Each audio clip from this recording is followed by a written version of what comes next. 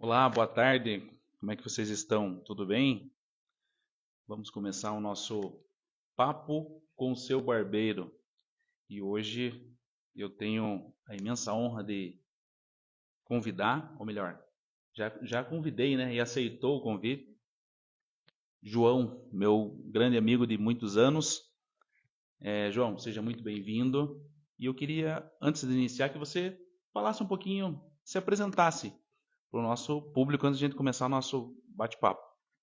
E aí, tudo bem? Primeiramente, obrigado, Márcio, por estar aqui, né? Como você falou, já fazem mais de 10 anos que a gente tem essa amizade aí, cortando cabelo. Eu era desse tamanho, né? Na época eu até tinha mais cabelo, né? Mas eu trabalho com jornalismo, né? Já faz um tempinho aqui em Ponta Grossa, já rodei em alguns lugares, trabalhei na Rádio Lagoa Dourada, com o Cândido Neto, na Rádio do Operário. E estamos aí, né, para falar um pouquinho sobre futebol, sobre esporte, que é uma coisa que eu amo bastante. Show de bola. Rapaziada, vocês sabem que a gente troca bastante ideia aqui e o nosso intuito é um bate-papo mais informal, né? E gravar, porque a gente tem muitas conversas boas dentro da barbearia e às vezes a gente acaba deixando passar algo muito interessante. Para quem já me conhece, sabe que eu não manjo muito de futebol, né? Então, para a gente tratar desse assunto, por isso que eu fiz questão de chamar o João. O João, como ele já se apresentou, já falou que já trabalha com isso, né? Tá? Em formação em jornalismo, então ele pode nos auxiliar muito melhor. Antes de iniciar, então, João, eu abri aqui uma enquete, né, no nosso Instagram e algumas pessoas perguntaram ali sobre que tema a gente iria conversar. Então eu vou abrir aqui.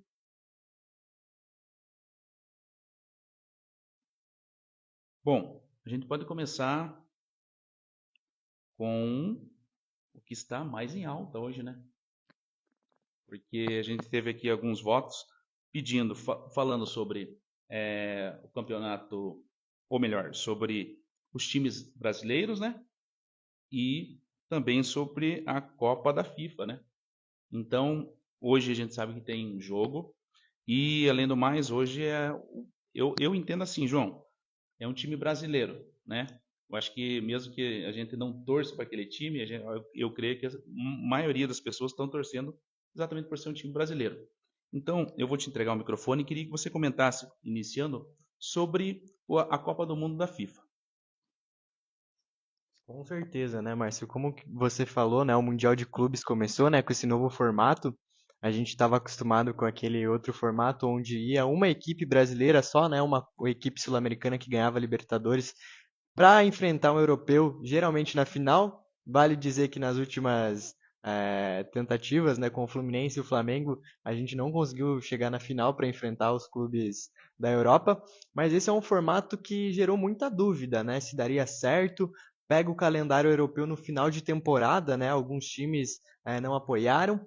Porém, a ideia, principalmente desse mundial, desse super mundial de clubes, é tratar de um plano que alguns clubes como Barcelona, Real Madrid tinham um tempo atrás, que é sobre ganhar mais dinheiro, entendeu?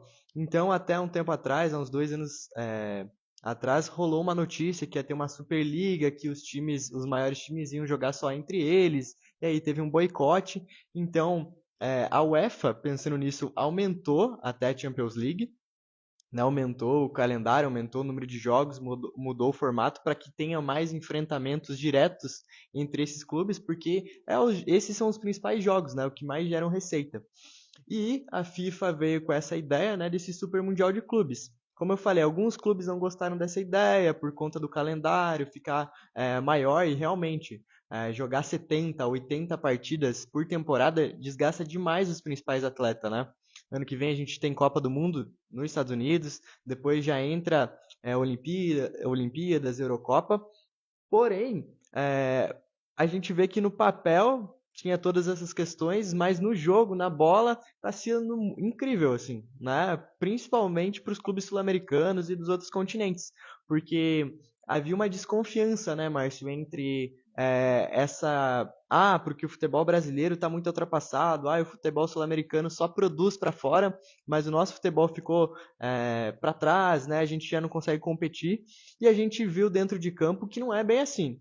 É claro, os clubes europeus continuam tendo uma superioridade, continuam tendo os melhores elencos, os melhores jogadores, mas a gente conseguiu dar uma equilibrada, porque antes do Super Mundial a gente achava que nem ia competir, né?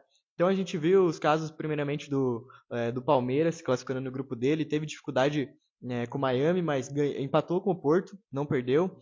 O Flamengo ganhando do Chelsea, uma vitória retumbante, né, para cima, ganhando de 3-1, se impondo para cima de uma equipe que gasta mais de 1 bilhão de euros por temporada. E o Fluminense, Fluminense, Palmeiras, Flamengo e Botafogo, né? O Botafogo ganhando do atual campeão da Champions League, que foi um feito histórico. E para terminar, para falar do Fluminense, né, que vai jogar hoje daqui a pouco contra o Chelsea, entrando para mim de igual a igual, né? Não de elenco, mas o que foi jogado. Então, esse mundial está sendo muito legal e como você iniciou a frase, eu como jornalista eu tenho meu clube do coração, tudo, mas hoje eu tô torcendo pro Fluminense, por entender que pro nosso futebol seria um ganho incrível, né? Pra nossa cultura, porque o futebol tem um papel importantíssimo, não só aqui no Brasil, mas na América inteira, né? É, complementando, você tocou num assunto sobre valores, né, dos clubes.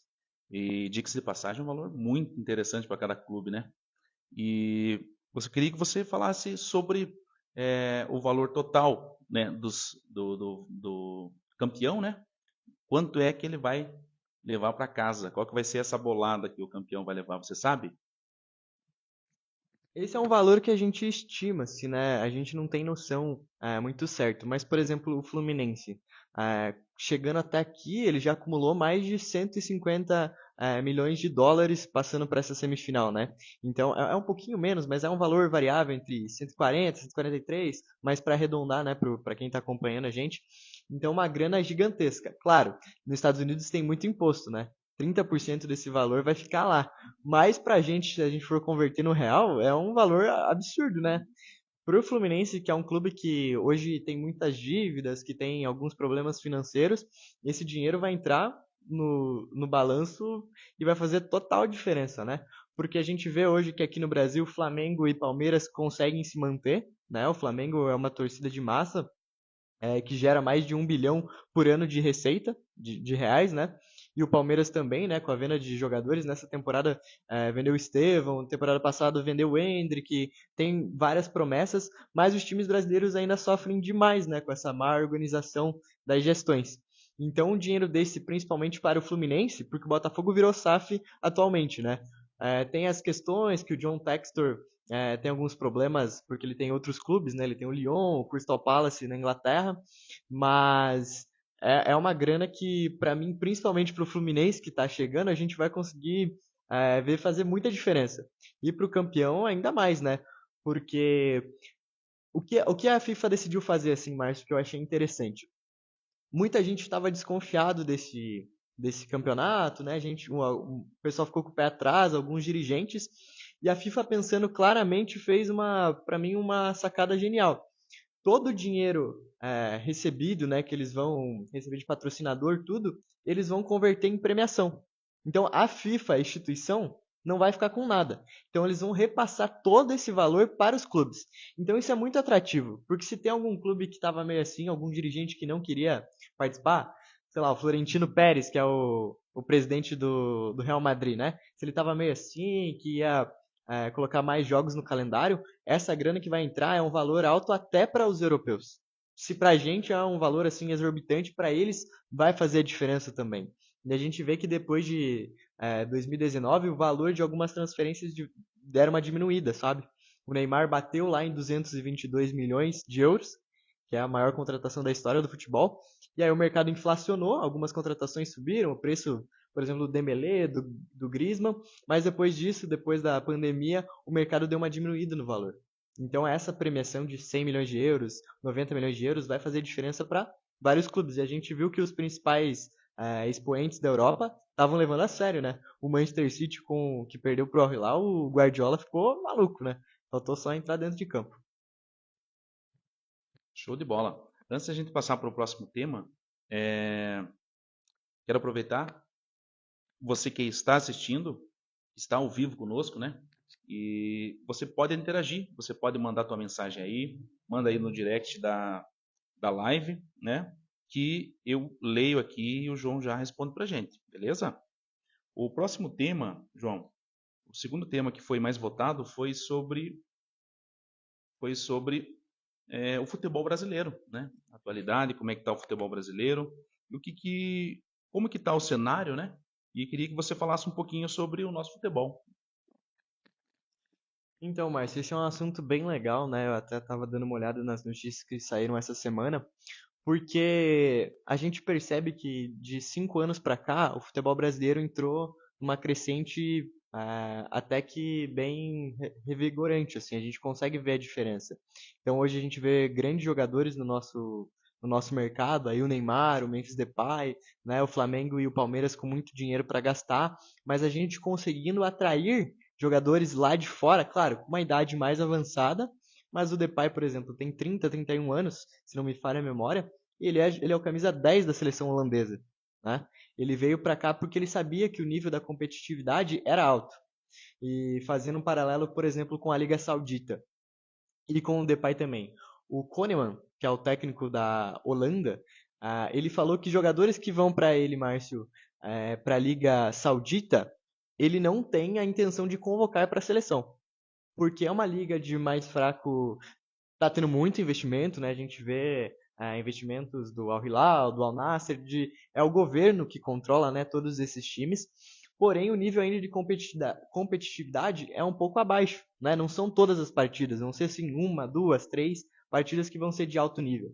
Então, o Depay quando veio para cá, ele vem com essa consciência, né? Um jogador que é muito bem assessorado, um jogador que é de nível A, B da prateleira europeia, e ele vem para um Corinthians que não é Flamengo, Palmeiras, Atlético Mineiro, Cruzeiro que estão brigando hoje por título, mas ele vem porque sabe que o nível da competitividade aqui no futebol brasileiro vai proporcionar para ele essa convocação para a seleção. Então a gente vê esse crescimento do nosso futebol. E isso passa muito por um ponto-chave que hoje são duas vertentes, que é a Liga União e a Liga Libra, né? Que são a liga que foi dividida em dois blocos, que tem alguns times que estão para cá e outros times para lá. Esses blocos eles foram criados, Marcos, deixa eu ver ali, Marcos, para a gente tentar criar uma liga. Porque no futebol inteiro europeu é assim, né? A gente vê a Premier League, a La Liga, e aqui no futebol brasileiro quem cuida disso é a CBF. Porém, como a gente sabe que aqui tem vários e vários problemas, arbitragem, gramado, os dirigentes, o fair play financeiro, então foi tentado criar uma liga, estão tentando criar uma liga desde 2020 para cá, né? Essa discussão aumentou. Muitas divergências aconteceram, né? Foram criados esses dois blocos. No início era para ser só um, todo mundo se apoiando, mas aí foram divididos. E hoje o principal impasse, Márcio, que eu acho que é para o futebol brasileiro crescer ainda mais, é os direitos de transmissão. E isso passa por três personagens principais: Flamengo, Corinthians e CBF. Flamengo e Corinthians pelo tamanho, né? A gente sabe o tamanho que essas duas torcidas têm e o tamanho que isso gera no país inteiro, né? Então, por exemplo, o Flamengo por muito tempo teve os direitos da Globo como os direitos mais altos, né? Teve os valores que era o time que mais recebia investimento da Globo, né? Essa troca, né? Vendia os direitos de transmissão e ganhava uma bolada. E Corinthians vinha logo atrás. O Palmeiras se aproximou nisso, porém hoje o empecilho principal é porque os clubes tinham concordado, né, nesses dois blocos separados em venderem os direitos e até 2029 eles estão vendidos. O bloco do Flamengo, Palmeiras, Flamengo, Palmeiras, Cruzeiro, é um bloco grande, assim, são mais clubes da Série A. Aceitaram vender para a Globo. E aí tinha outro bloco que fechou com o YouTube, com Casa TV, com TNT Esportes, né? O Paulistão ficou para esse lado também, né? Mas então acho que hoje o grande empecilho tá aí, porque depois que o Flamengo trocou de administração no final do ano, né? Que foram o novo mandato, né? O BAP, que é o novo presidente, o Flamengo deu uma recuada nisso, porque percebeu que perdeu muita grana nesse novo acordo que foi feito com a Globo e com os times. Então o Flamengo perdeu, estima-se, mais de 100 milhões de reais. E o Corinthians, vendo isso e uma troca entre dirigentes, concordou com isso. Então, hoje, a notícia dessa semana, né? Como que a gente está nessa situação? Flamengo e Corinthians querem fazer essa venda de direitos para deixar para negociar o próximo ciclo lá para frente. Quer-se ter uma liga para falar de outras coisas, arbitragem, venda de campo, é, toda a organização do futebol brasileiro, né? Isso de imagem, até uma participação dentro de um FIFA, de um jogo, de alguma coisa, tudo isso sendo vendido, né? E sendo organizado, esse profissionalismo que falta no Brasil. Mas os direitos de imagens, que é o que gera mais grana, né? Deixar para negociar para o próximo ciclo, né? O ciclo acaba em 2029 para 30. Geralmente eles começam a negociar uns 2 anos antes, então lá para 2028. Eu acho que a gente vai conseguir fazer essa negociação, né, para que os clubes consigam entender, porque Flamengo e Corinthians têm esse peso, então não tem como você fazer a liga sem eles, pelo tamanho, né, pela relevância. Não é querendo colocar eles num pedestal, mas é a relevância que os dois clubes têm. Então, eu entendo que o futebol brasileiro cresceu demais, como eu falei, nos últimos 5, 10 anos, mas para a gente dar esse passo realmente, a gente precisa ter essa criação dessa liga, porque vai facilitar muita coisa, né? E tem a CBF nesse embrolho também, né? Até que ponto? Porque os clubes estão negociando isso entre eles. Não tem futebol sem a CBF, porque a CBF é um aglomerado da FIFA. Então, por exemplo, se os clubes virarem amanhã e falarem assim, viu, Márcio, a gente não vai mais jogar o Brasileirão, a gente vai criar nossa liga. Beleza, a CBF. Tem que bater o martelo. Sim, porque se os clubes virarem e falarem assim, não, a gente vai jogar aqui um campeonato nosso, os clubes brasileiros não podem jogar, por exemplo, o Super Mundial, não podem jogar Libertadores, porque o credenciamento, não é bem essa palavra, vem pela CBF, entende? Então, assim, hoje os 3 principais pontos é Flamengo, Corinthians e negociar com a CBF. A gente teve uma troca de um presidente agora, né? Entrou o Chaldi para assumir no lugar do Edinaldo Pereira, e a gente vê que ele já tem ele já é um cara mais aberto a mudanças, né? Então ele diminui a data dos estaduais de 16 para 11. Ele já começa a falar sobre fair play financeiro, que é uma coisa que a gente precisa. Então eu acho que essa liga vai sair do papel e eu acho que o futebol brasileiro tem a crescer ainda mais e a gente se colocar entre as top 5 ligas do mundo. Show de bola.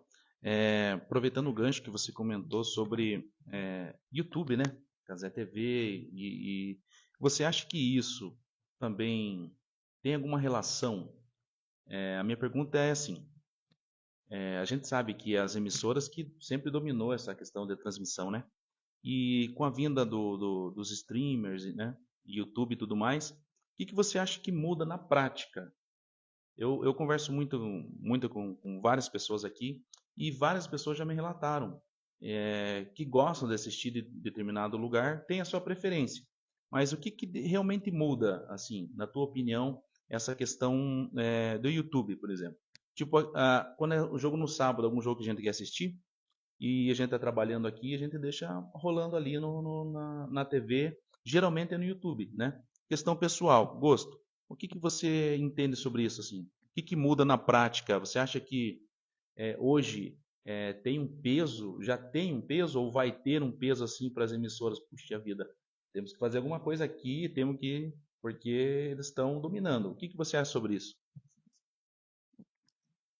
Eu acho que isso vai de encontro um pouco sobre os direitos de imagens que a gente estava falando, né? Até pouco tempo atrás, a Globo tinha um domínio sobre a maioria dos campeonatos, né? Então, Libertadores, Copa do Brasil, Brasileirão, os estaduais. E depois, quando os clubes começaram a eles negociarem os próprios direitos, né? Que foi uma lei que mudou, isso abriu mais o mercado, né?